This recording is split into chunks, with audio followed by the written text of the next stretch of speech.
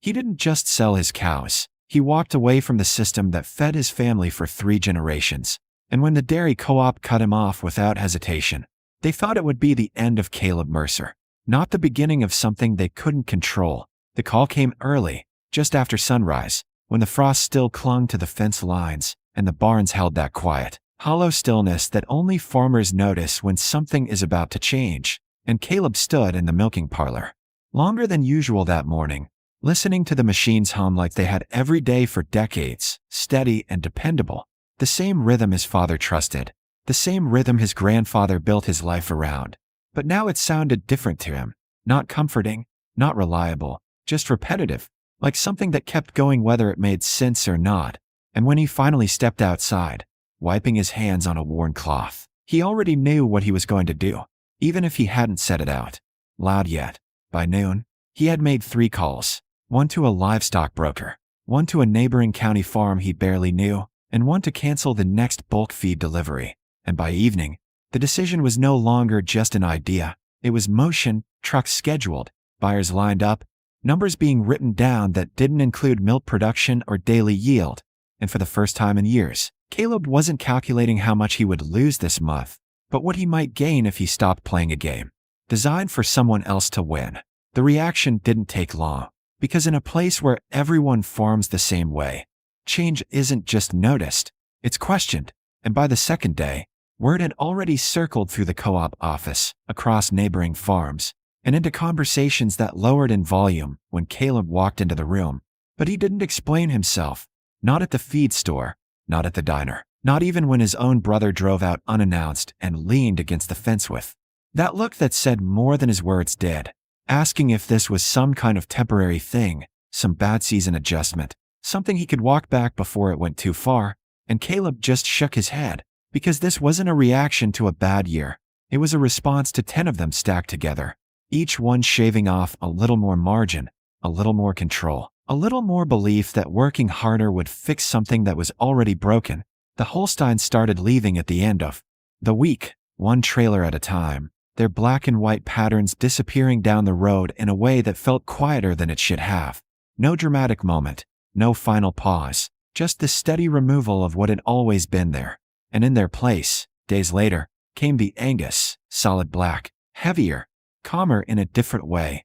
Animals that didn't belong to the system Caleb had been raised in. Animals that didn't fit the expectations that had been set for him before he ever had a say in it. Didn't take long for the co-op to show up, because losing one farmer wasn't just a number, it was a signal, and signals had a way of spreading.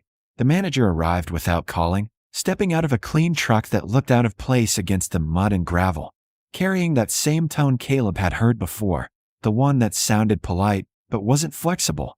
And he didn't waste time asking questions that didn't matter. He went straight to the point, reminding Caleb what the co-op provided: stability, guaranteed pickup, pricing structure, shared risk, and then followed it with what sounded less like information and more like a warning.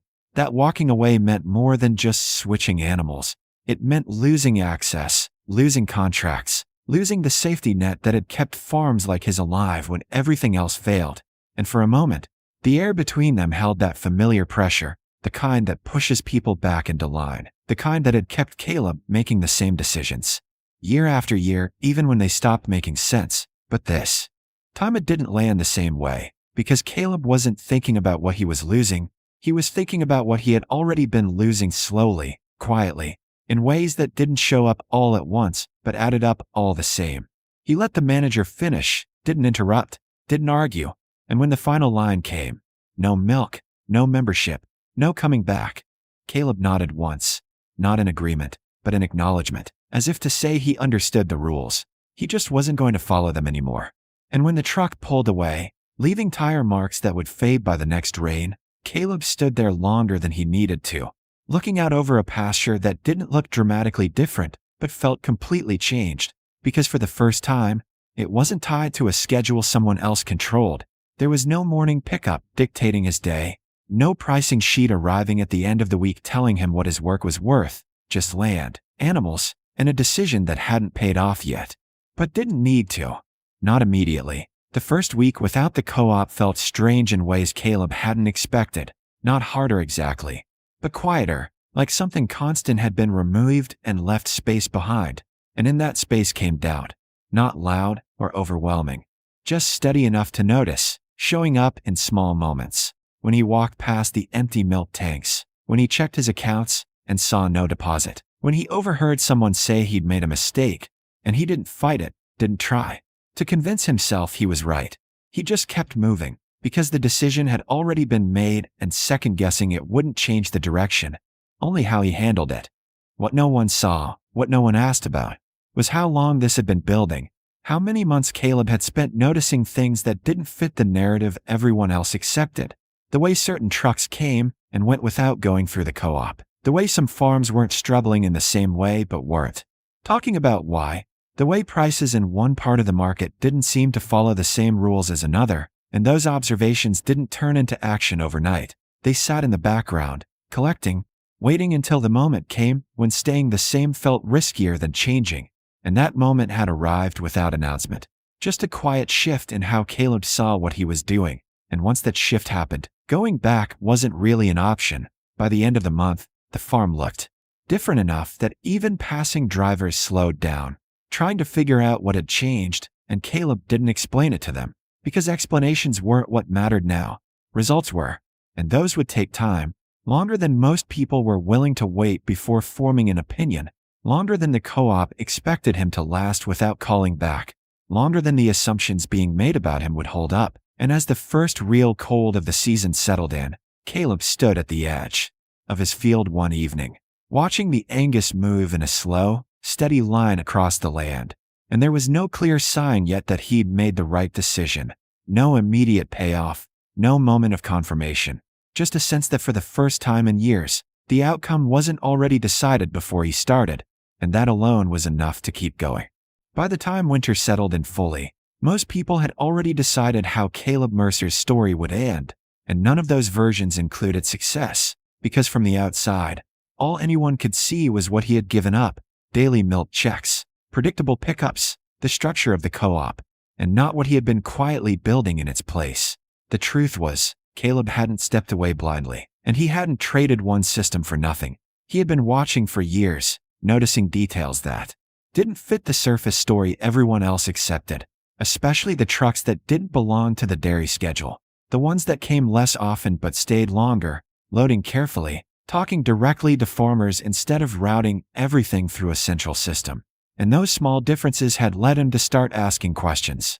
Not the kind you ask out loud at meetings, but the kind you asked one-on-one, to people who weren't tied to the same structure: independent buyers, small-scale distributors, even a restaurant owner who once drove 2 hours just to inspect a single steer. And what Caleb learned from those quiet conversations changed the way he understood his own farm, because there was a parallel market running alongside the one he had always known, a market that didn't rely on volume and didn't reward uniformity, but instead paid premiums for traceability, consistency, and direct relationships. And more importantly, it wasn't controlled by a co-op, which meant pricing wasn't dictated from the top down. It was negotiated, adjusted, and sometimes even improved based on trust. Still, knowing something exists and being able to enter it are two different things, and Caleb understood that better than most, which is why he had started preparing long before he sold his first Holstein, securing processing appointments months in advance when slots were still available, building contacts slowly without drawing attention,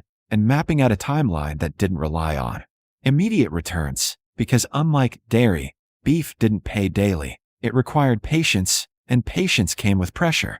The first few months tested that patience harder than anything Caleb had faced before, because there was no steady income to soften the gaps, only expenses that didn't pause: feed, maintenance, land taxes, and a growing sense from the outside world that he had made a mistake he couldn't recover from. And those opinions didn't come from strangers, they came from neighbors, from people who had known him his entire life, people who measured success in consistency and saw deviation as risk. And every time Caleb heard the same question, "How long can you keep this up?" it carried less curiosity and more expectation, as if they were waiting for the moment he would admit it hadn't worked. But what they didn't see was that Caleb wasn't waiting for the same signals they were. He wasn't looking for a weekly check to validate his decision.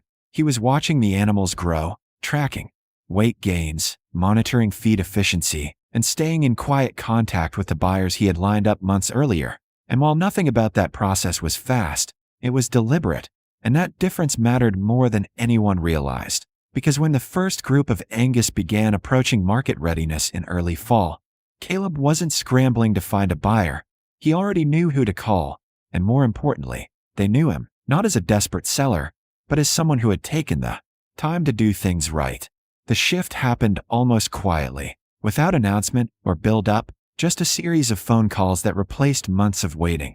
And while no one else marked the moment as significant, Caleb understood exactly what it meant, because for the first time since he had stepped away from the co-op, he wasn't operating in uncertainty anymore. He was stepping into a system he had chosen, one where the outcome hadn't been guaranteed, but also hadn't been limited before he even began.